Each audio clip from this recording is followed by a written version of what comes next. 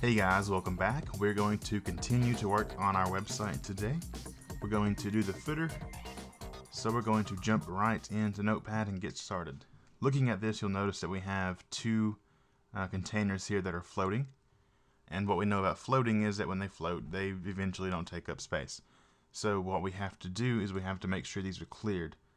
And not necessarily because these don't take up space, but because these take up different amounts of space because they're not both inside of a container. Maybe you want to put them in a container and set a height or make sure that they're going to be leveled out with that container. But in my case, I am going to continue on doing what we did before with the div that had the class of clear.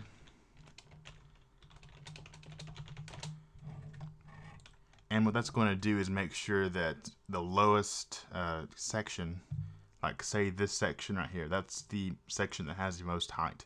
So it's going to be lower on the page. The bottom of it's going to be lower on the page. Well, this one's going to be shorter. So what we have to do is make sure that the lowest of them is the lowest for both of them.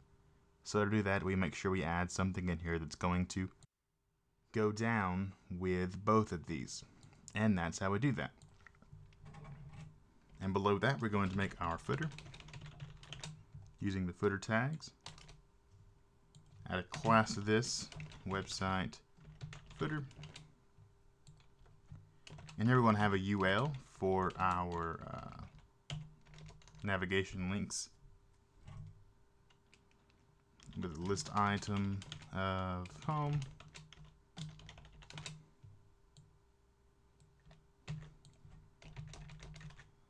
And it's going to say download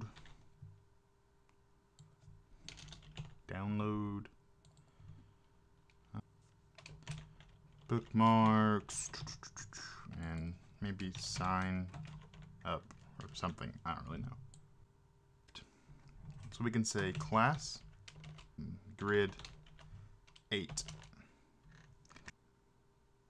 Now below that, we're going to say div class grid 8 div. And this is just going to be like a copyright line. Copy 2012 book.me. Let's look at that. I do. Okay, I put the class on the unordered list. We want to put that on a container.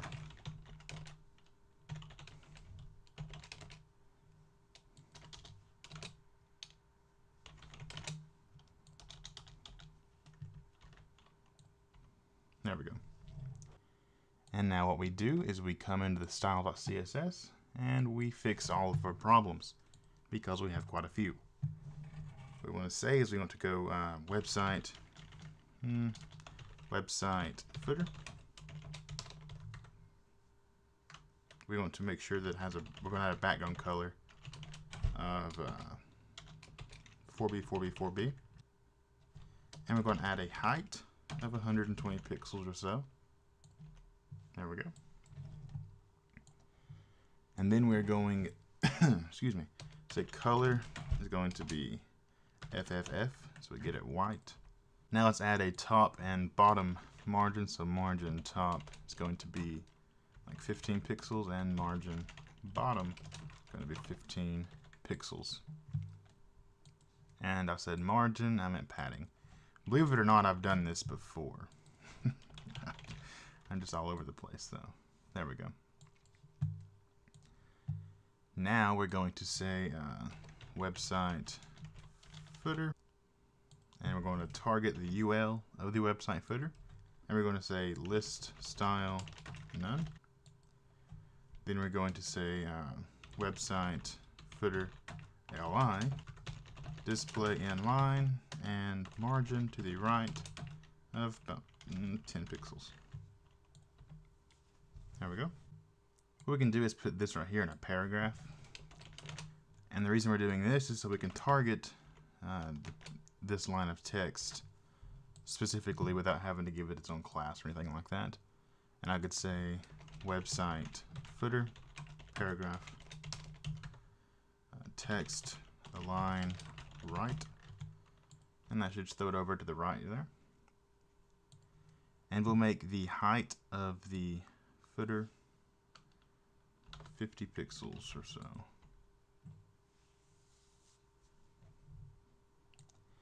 And on the UL, we'll say margin 0 and padding 0.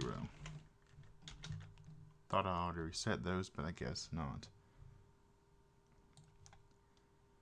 Now when you get that far, that's when you want to start using shorthand CSS styles. But for this tutorial, we're just going to use them. I'll print that out there. Okay, and an issue you will commonly come by whenever you're working with CSS and HTML and any type of block element, and you want to center text within the block element vertically. You want to get the text to be right in the center vertically, right through there. You can tell that we're kind of close, but we're just not in the center. How can we make sure that we're in the center? Well, the way we're doing it is not the right way to do it. So what we'll do really quickly here is we'll just go for all this padding right here, and I'll get rid of that, and I'll just make the padding 0, just reset that. And then on the padding top and bottom on this, I'll get rid of that as well. Now if we look, we get that. And we have a paragraph tag wrapped around that, which we should reset the styles for. Margin 0 and padding 0.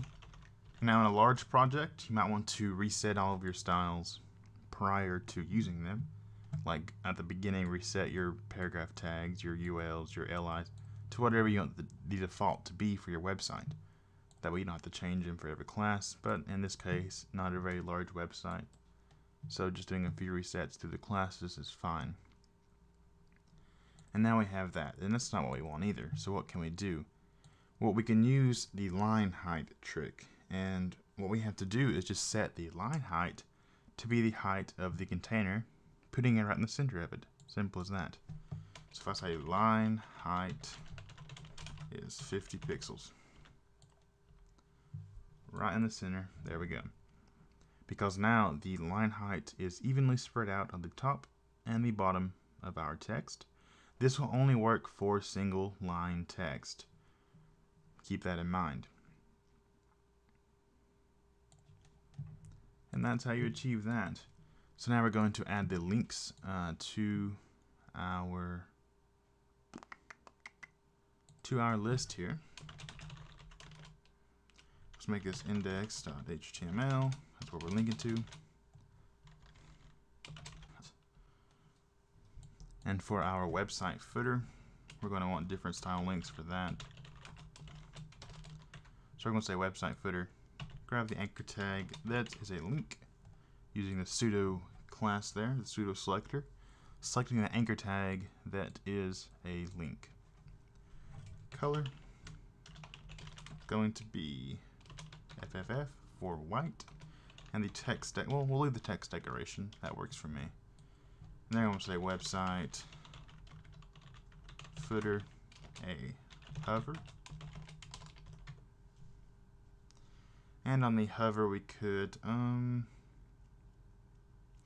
let's see what we can do up here is we can say opacity, and this we're going to change the transparency pretty much of the text. Opacity 0.70. It's going to be 70% transparent. Opacity on this one is going to be 1. So when you hover over it, it's going to go from that to full opacity. You can see a little bit going on there. So now once we make the rest of these links, I'll just copy and paste this. Changes the download, bookmarks, and sign up. So now that they're all links, oh, that wasn't a single word, was it? Okay, sign up, and then you get that. And now how you style the visited links. The reason these are purple is because we've been there before. That's the index page where it's linking to. So it'll turn purple if you've been there before. So how can we change that? We can say website footer and using another pseudo link, or sorry, a pseudo selector, we will say visited. And on that we will make the color. Let's go here and go to colorpicker.com. We have it as white. We want them to be a little bit grayer, maybe like something very subtle. F0, F0, F0. So now when you've been there, the links will be gray. That's whatever. Let's make the opacity more like 5.0. And I want to get rid of the text decoration.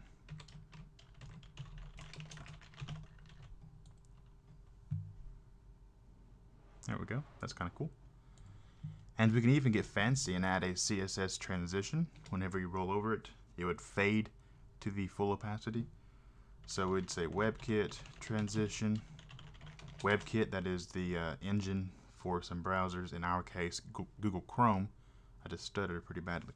Google Chrome uses the WebKit engine. So we're targeting pretty much Google Chrome with this one.